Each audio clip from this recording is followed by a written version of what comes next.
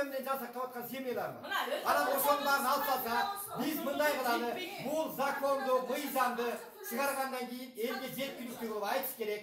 Бул мыйзамды нормаларды каалабайт экен. Артка кайтарабыз, артка кайтарыш керек бул мыйзамды. Эсиз артка кайтарылбаса, биз бул жерде эл уккан жок.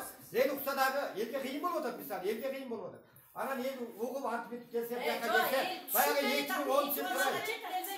2010 жылы свет басында ушундай болгон. Ушундай 5-10 чогулгандыктан концерттер башталган. Азыр эл толук угуп, бирөө түшүнүп атат, бирөө түшүнбөй атат. Ошону неметип атат. Анан даамалап неметип туруп бул мыйзамды. Пока бул иш өрбап чатак болуп кетсе электе, мыйзамды артка кайтарышыбыз керек. Артка кайтарабыз дагы мурункудай деп пособия эл алсын.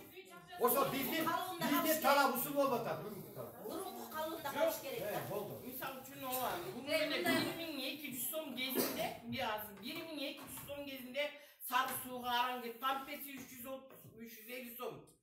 Садиге 600 сом. Ошондо калган тамагына жетпей келген. Буга чейин эле 1200 сом алып атканда.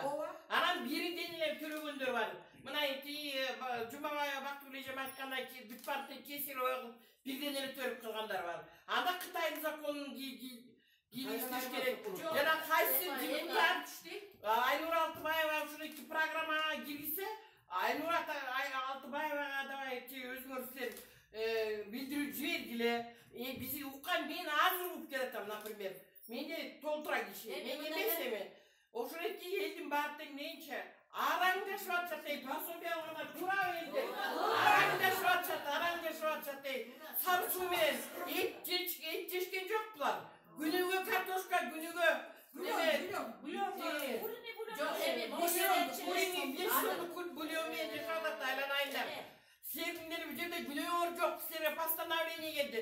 Силердин күнөөңөр мурун ушунаки постановление келген күнү жеңиш.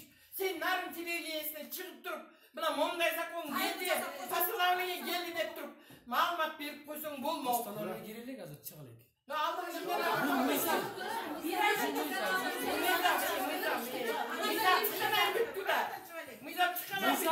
Мыйзам кабыл алынгыча элди талкууга коюлду. Жок, сен